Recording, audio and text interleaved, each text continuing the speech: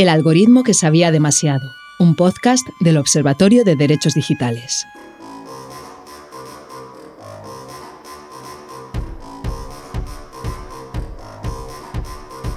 Hola a todos, esto es El algoritmo que sabía demasiado, un espacio en el que vamos a reflexionar sobre la importancia de nuestros derechos en el entorno digital.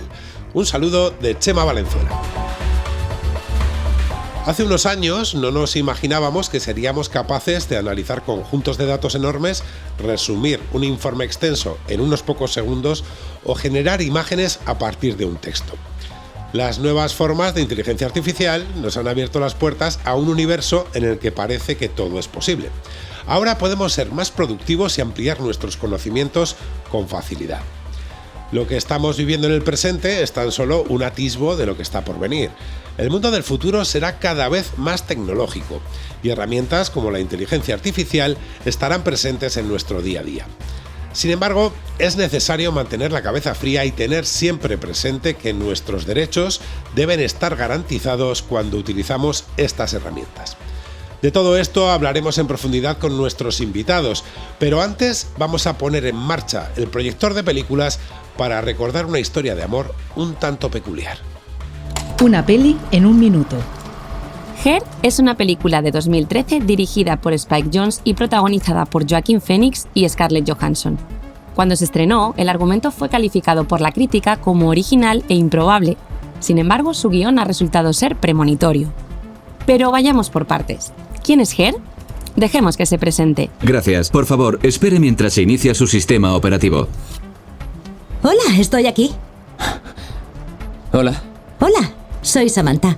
Samantha, una asistente virtual basada en IA, trastoca la vida de Theodore, su solitario dueño, al sorprenderle con su carácter inquieto y su pasión por aprender.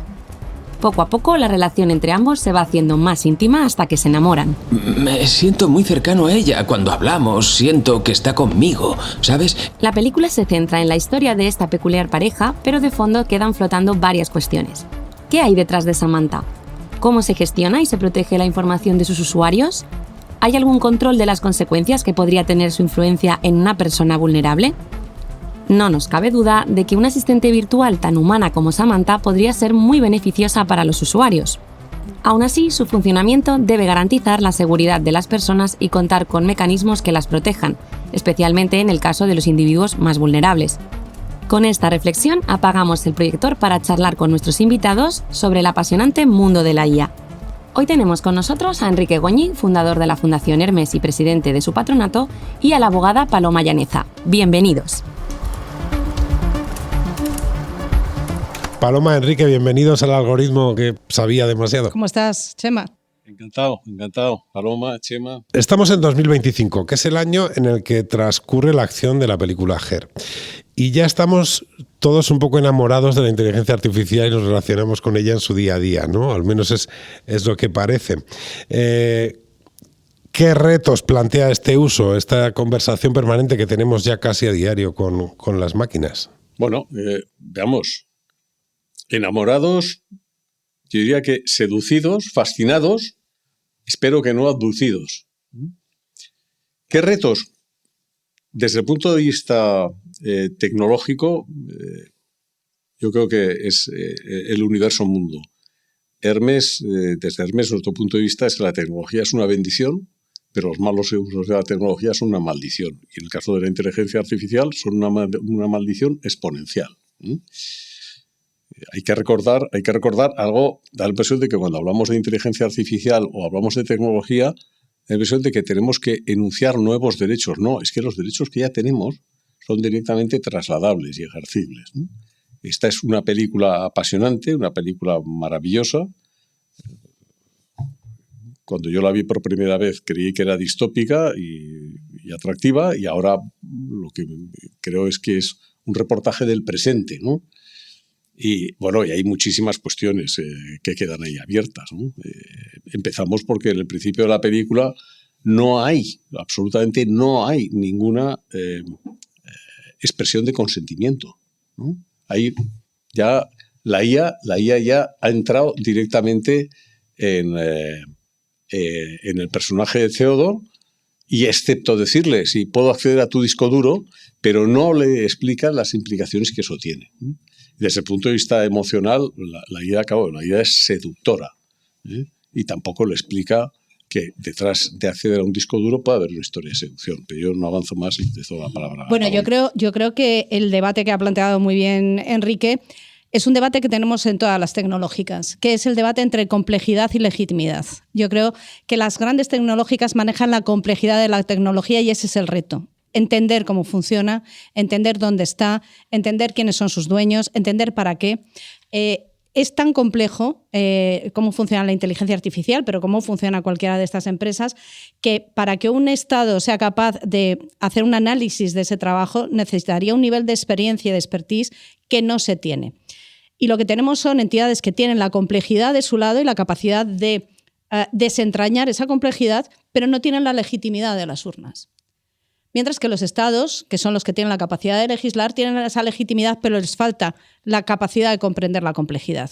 Entonces, ese es el gran reto que yo le veo, más allá de los problemas de las soberanías nacionales. Es decir, la tecnología en general es transnacional, es oligárquica y plantea problemas graves de legitimidad desde el punto de vista de la regulación. Y por eso es tan importante que los algoritmos y que la tecnología haga un ejercicio de transparencia de cómo funciona, de transparencia de quiénes son sus dueños, de transparencia de cuáles son sus intenciones, para que quien tiene la legitimidad de tomar las decisiones y proteger los derechos lo pueda hacer sabiendo qué es lo que regula. Porque el problema es que no sabemos qué es lo que estamos regulando. Regulamos es como cuando se trata una enfermedad. Puedes tratar los síntomas o la enfermedad. En general estamos tratando los síntomas porque como no sabemos cómo funcionan, las cajas negras en este caso, pero me daría igual una red social, resulta que no sabemos cómo regularle. Y ese es el gran reto, que es un reto casi, te diría, de propia supervivencia del sistema legal, porque nos enfrentamos a estas dinámicas que se han creado que plantea cómo nos debemos de enfrentar como Estados democráticos y como Unión Europea a regular estas situaciones. En la película sucede una cosa, y es que, lo comentaba Enrique, Samantha tiene una capacidad de seducción asombrosa. Es que es Scarlett Johansson, perdona que te diga. Es que, claro. Pero de eso nos enteramos al final. Eso es verdad. Y ya es seductora el primer minuto. Claro, así yo también. Más allá del ejemplo de la película, la realidad también sucede. Cuando nos acercamos a una herramienta de inteligencia artificial, igual no nos seduce desde ese punto de vista, pero sí desde el punto de vista de la utilidad, por ejemplo. Y como siempre vamos con prisa, somos nosotros los primeros que entramos al trapo y no nos planteamos eso que decía antes Paloma, él no ha pedido el consentimiento, o si me lo ha pedido no lo he visto. De verdad es factible ese momento disruptivo realmente de entorpecer la experiencia de usuario para contarle sus derechos. Bueno, ahí lo tenemos. Esto ocurre con las cookies. Si simplemente saltamos, la política de cookies tal y como está regulada en la Unión Europea no se está cumpliendo.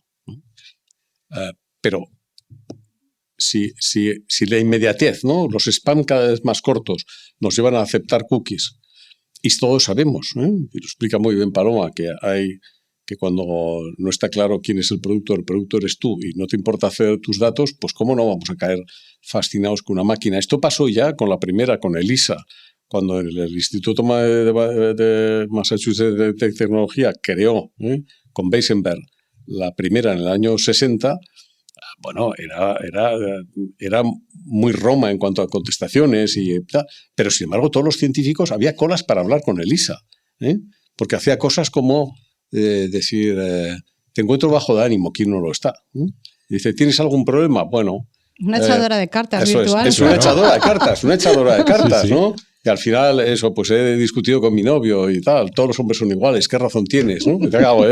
Era, digamos que asertiva pero programable, ¿no? Eso no tiene solución. Me interesa destacar una cosa en GER, que es que no lo percibí en la primera vez que lo vi. Es que Samantha es una IA artificial de suplencia, pero es que él es una IA humana de suplencia. Él se dedica a escribir cartas, él hace lo mismo desde la perspectiva humana. Es fascinante el personaje Es de él. fascinante el personaje de él. O sea, existe, es una especie como de venganza bíblica, ¿no? O sea, tú que suples vas a ser suplido. Pero también es una cosa que sucede hoy. Sí. Ahora mismo, si tú encargas a alguien un texto, puede ser que sin decirte nada Sí. lo haga a través de una inteligencia Le esté artificial. dando- ¿Qué es lo que hace él con Samantha? A mí me gustaría ser positiva y decir que obviamente no vamos a interrumpir la experiencia de usuario, que a todo el mundo le interesa tantísimo la experiencia de usuario. Ya sabemos que el usuario tiene que ser un poco tonto porque le ofrecemos todo de manera sencilla, ¿vale? Y entendemos que el usuario además es adicto y lo que necesita es acceder rápidamente al servicio. Pero es que, mira, tenemos en la comisión editorial un proyecto que creo que es muy bonito, que es sobre codificar los valores. Mira, hay un libro de finales de los 90 de Lawrence Lessig, catedrático de Derecho en la Universidad de Stanford, que es constitucionalista, que de hecho él inventó el Creative Commons, el sistema de licencias para la propiedad intelectual, que tiene un libro, que para mí es un libro de fondo de armario, que es nuclear, que se llama The Code is Law, el código es la ley. Y él lo que plantea es que la manera de hacer embeber los derechos constitucionales deben de ser embebidos en el propio código. ¿Cómo lo embeberías en una inteligencia artificial? Tú no tienes por qué sacar un banner interrumpiendo la experiencia de usuario. Tú lo que tienes que hacer es programar esa inteligencia artificial para que sea conforme a los valores y a las normas del país en donde se prestan. Entonces, cuando hablamos de la utilidad, cuando hablamos de la empatía, cuando hablamos de todo esto son técnicas de adicción y son técnicas que están pensadas precisamente para que te enganches. Una inteligencia artificial, a ChatGPT le echas la bronca porque te acaba de hacer un resumen que es una castaña y entonces va y te pide todo género de disculpas, que a veces me da ganas de decir, no te humilles tanto que no hace falta, ¿no? O sea, que te voy a querer igual, pero en realidad quieres que te quedes, ¿no? Entonces, es cierto que quien programa esto sabe que la manera de programar es haciéndonos unos vagos. Y trayendo otra película que a mí me parece nuclear en estos temas es Wall-E de Pixar, que es una de mis películas favoritas. Esa primera media hora, cuando el pobre Wall-E recorre todo un país destrozado, que es todo lleno de basura, mientras toda la humanidad está montada en una nave espacial gordas como un turullo, flotando encima de una especie de navegadores porque han sido incapaces de moverse para apagar la luz, pues es que ese es el destino que nos espera si no somos capaces de darnos cuenta que a lo mejor no te hace falta una Alexa, y por decir una en cualquiera, para apagar la luz. Chico, levántate y apaga la luz, que no te vas a morir por esto. Codifiquemos los valores, por eso es tan importante que la tecnología sea europea. Sí. Mira, pese a que casi todo suena a alarma, prevengan, cuidado, etcétera, yo soy ingenuo u optimista, las dos cosas, posiblemente. Fijaros, Hermes, el Observatorio Nacional de Derechos Digitales, Red.es, el gobierno, el partido de la oposición, etcétera, este diálogo ya está. O sea, estamos conversando de todo esto.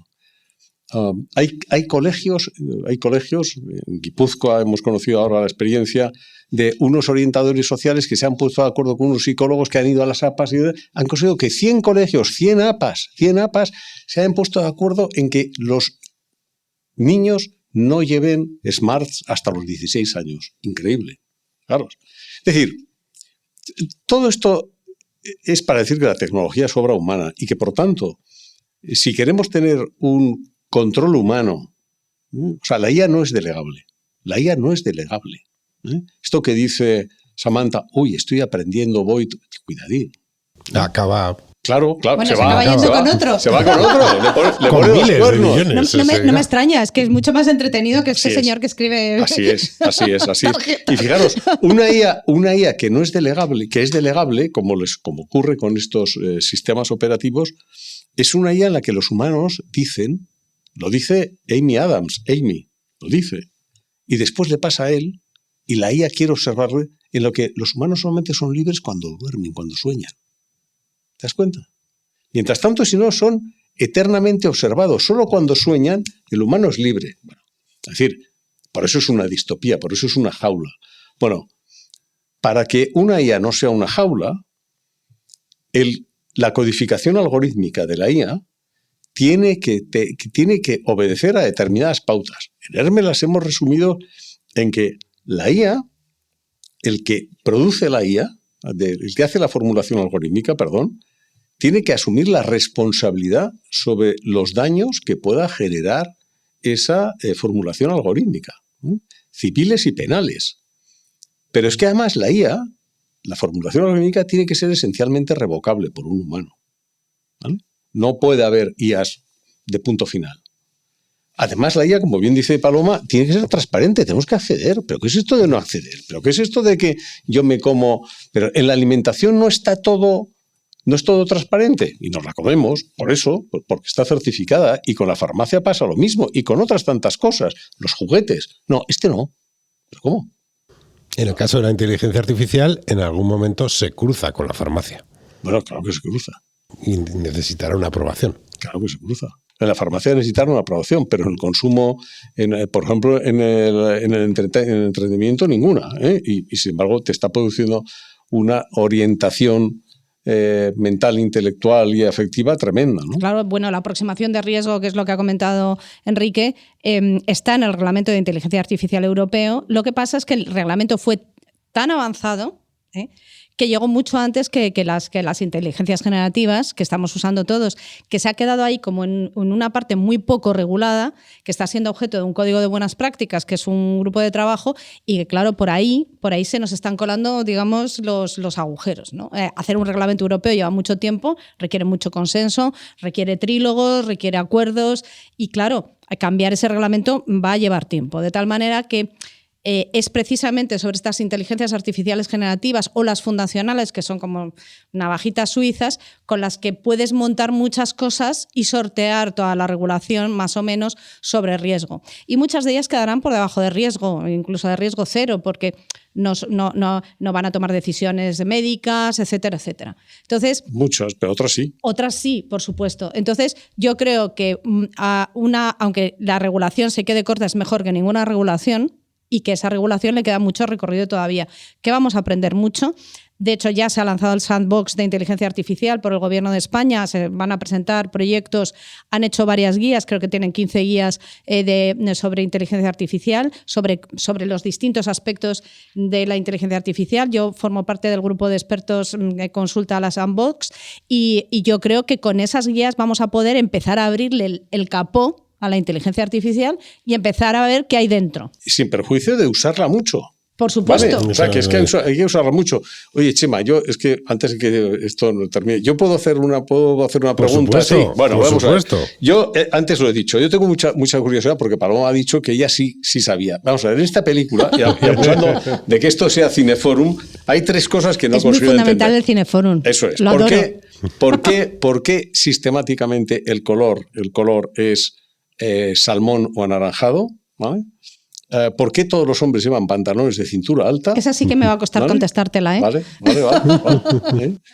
¿Y cuál es, digamos que la función de la estética, de una estética, he dicho antes, Blade Runner amable, y de la arquitectura sobre toda la ciudad? O sea, ¿qué dice este protagonista, ¿no?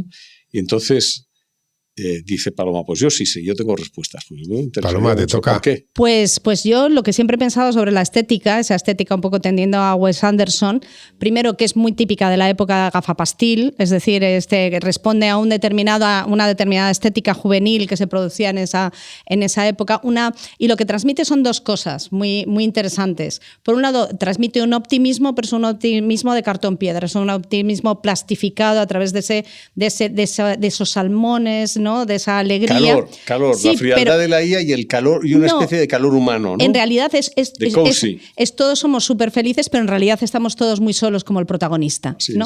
Entonces, creo que tiene una similitud con la sociedad actual. Una sociedad actual que parece que todos somos muy felices, que todos hacemos muchas extraescolares, que todos vamos y venimos y tal y cual, pero hay una profunda agujero negro en la gente que se rellena con estos espacios de soledad. ¿La ciudad? Te dejo los pantalones para el final. No, lo de los pantalones ya te adelanto que no te lo voy a poder resolver. Ya te voy a responderlo yo. Sí, venga. La ciudad responde a una especie de estructura ordenada. A mí me traslada esa sensación. Sí, una sí, sensación puede ser. Un damero. Efectivamente, me transmite. Sí, pero un damero potente, ¿eh? Sí. Un damero hiperestructurado. O sea, en el fondo, yo creo que es la ciudad de las máquinas. Sí. Lo que en Matrix sería la ciudad de las máquinas. A mí me ha recordado a eso. ¿Sí? Voy a lo de los pantalones. El pantalón es fundamental, sí. ¿Por qué? Hay que saber porque me parece bastante sin importante. Pinzas, Claro, sin pinzas. En el fondo, la estética que está recreando en ellos, yendo a lo que comentaba Paloma, tiene que ver mucho con la imagen del nerd de los 90 Correcto. años 2000. Está hablando de soledad. O sea, la gente que sale en pantalla, incluso ella, la amiga física, Amy, tienen una estética que es la que le atribuíamos a la gente que estaba sola a finales de los 90, a principios de los 2000. Aquí, ¿qué hace la película? Básicamente... Lo estandariza. Claro, lo estandariza y le da una respuesta. Tú llevas pantalones altos, lisos y gafas de pasta... No te comes una rosca. El sistema operativo está pensado para ti. Sí, está bien. Me vale. ¿Recordéis cuando la IA, Samantha, en ese picnic?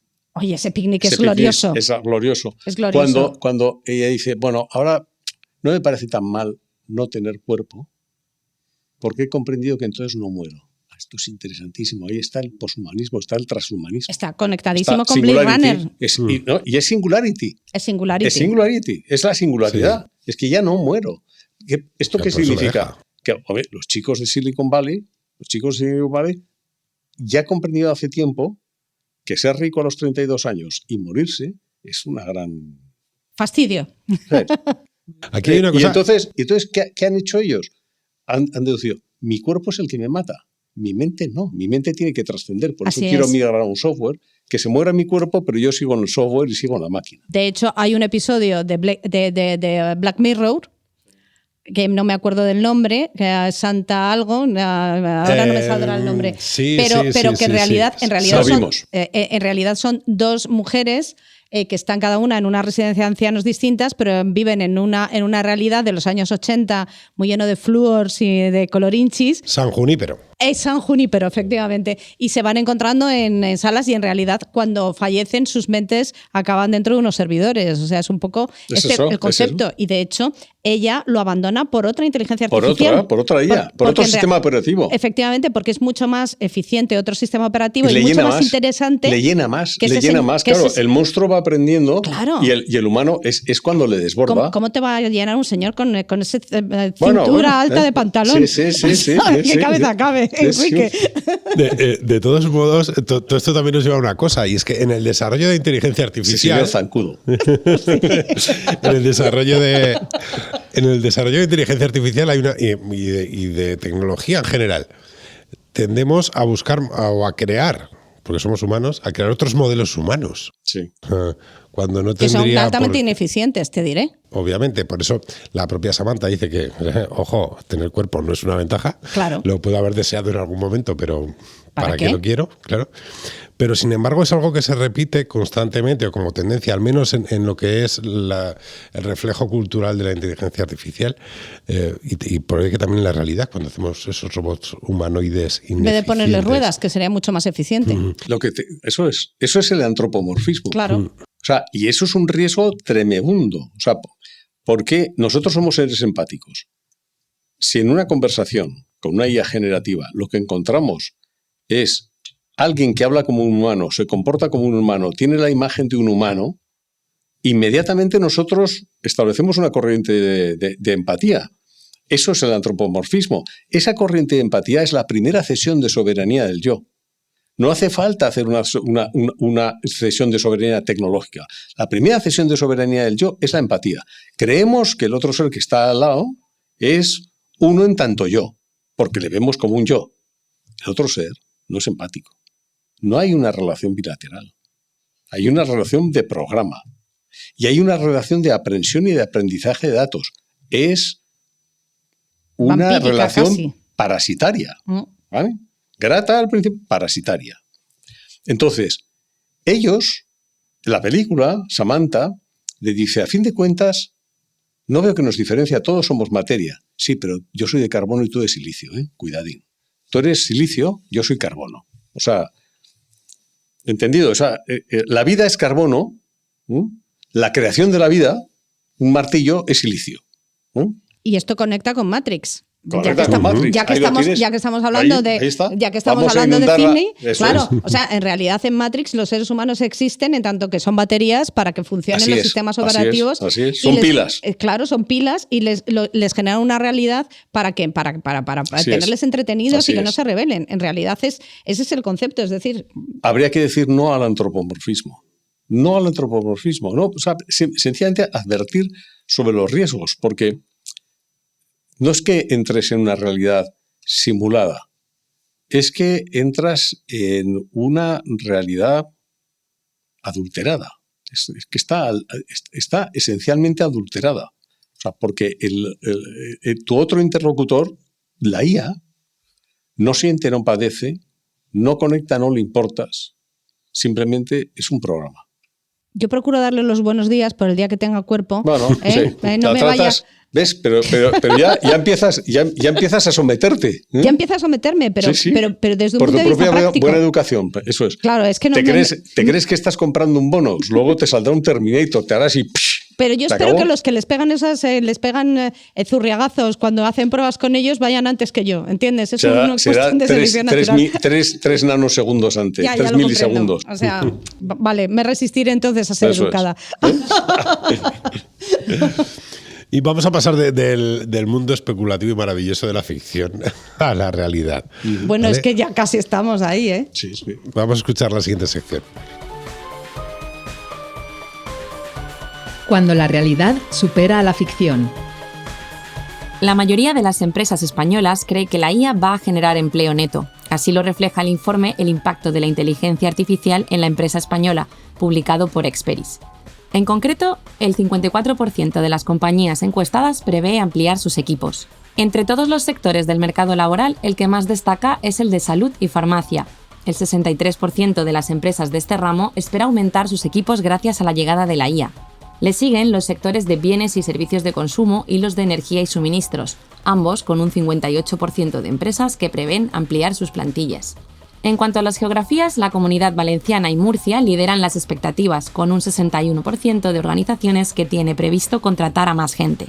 Las empresas españolas son conscientes de que la IA va a traer muchas oportunidades y con ellas muchos retos. Entre ellos, el 32% destaca la falta de habilidades específicas en los equipos y el 29% la preocupación por la privacidad y la regulación.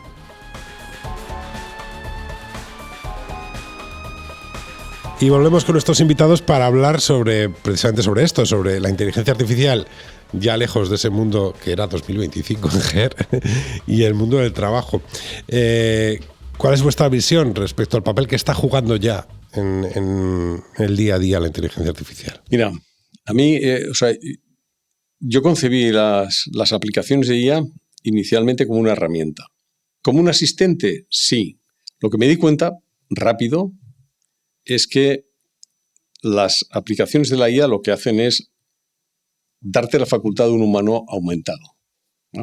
Ahí está el humano aumentado.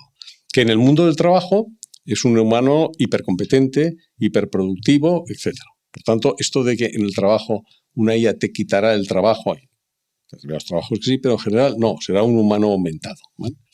También creo que la IA va a crear y está creando muchos puestos de trabajo. O sea, yo no tengo muy claro cómo acaba ese balance. España, que es un país de pymes, España tiene un gap de falta de productividad tecnológica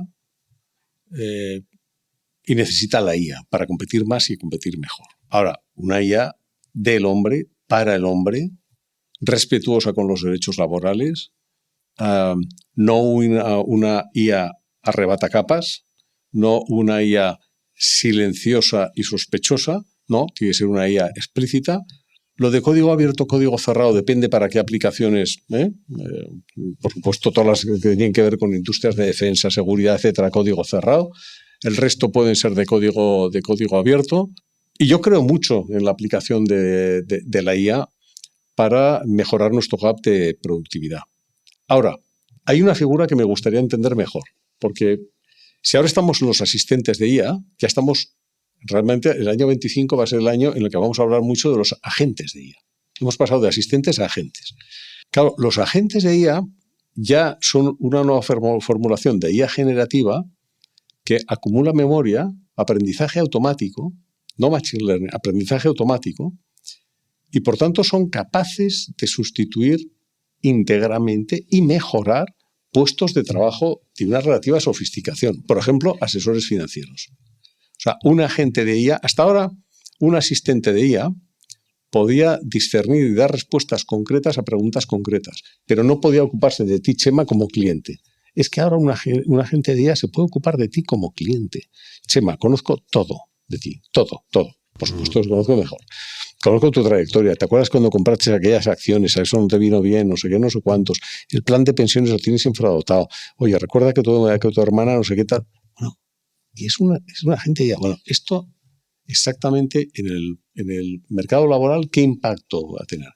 Pues mira, de nuevo me preocupa que la realidad viene lanzada, los agentes de IA ya están en circulación y todavía no hemos hecho un cálculo de balance riesgos-beneficios sobre su impacto en el mundo laboral, ¿no? O sea que creo mucho en ella, no hay que pararla, o sea, tecnología, pero hay que ir, o sea, tenemos que pedir a los desarrolladores, o sea, un mínimo compromiso de ser explícitos en las facultades de sus desarrollos y, por supuesto, en la transparencia de las cajas. Paloma, ¿cómo hacemos para mantener nuestros derechos y defenderlos mientras esa progresión no para? Pues como te digo, yo ya lo he dicho antes, yo creo que tenemos, primero, necesitamos tecnología europea, necesitamos dejar de estar colonizados por otros países, que son los que tienen la tecnología. Sí.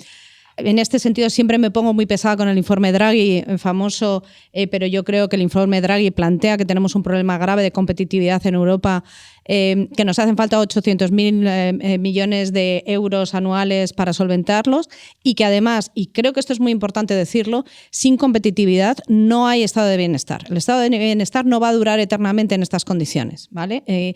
Y si el estado de bienestar se resiente la cohesión social y, por lo tanto, el problema que tenemos es mucho más grave que la mera tecnología. Por lo tanto, yo creo que es momento de plantearnos, por muchos motivos políticos, sociológicos, etcétera, que necesitamos tecnología europea, que tenemos talento y que lo podemos hacer. Nos hace falta capacidad de tiro. Y además, en relación, y para cerrar el tema del trabajo, creo que nos hacen falta en las empresas liderazgos éticos. Os parecerá un poco que suena no. A músicas celestiales o a wishful thinking o como lo queráis llamar, pero yo creo que debemos de ser conscientes de que con los agentes virtuales vamos a ser capaces de sustituir puestos de trabajo completos, no tareas, sino puestos de trabajos completos, que eso nos va a dejar a mucha gente desempleada, que esa gente, en contra de lo que dicen las estadísticas, no los vamos a poder poner a programar al día siguiente, porque no, esas personas van.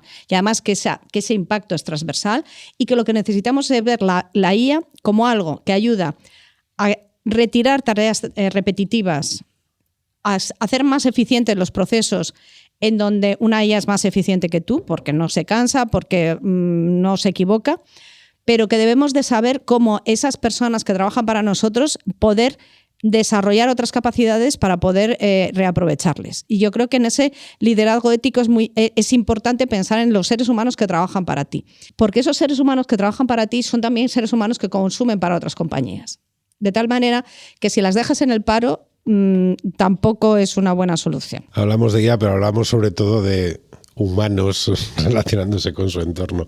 Claro, es que los seres humanos necesitan mantener la dignidad y es una cosa que es esencial en Hermes. Los derechos digitales no son nada más que la codificación de la dignidad humana. Así es, y la dignidad humana nos presenta una vida en la que podemos estar, como dice Samantha, entusiasmados por la vida, pero la ex le dice, a ti lo que te gusta es la compañía de alguien que esté entusiasmado por la vida, pero tú no quieres lidiar con los problemas reales de la vida. Es decir, lo que no podemos hacer es vivir la vida a través de un sustituto. Con esa reflexión nos quedamos. Enrique Goñi, Paloma Llaneza, muchas gracias por acompañarnos. Un verdadero placer. Muchas gracias, Emma. Muchísimas gracias a los dos. Gracias.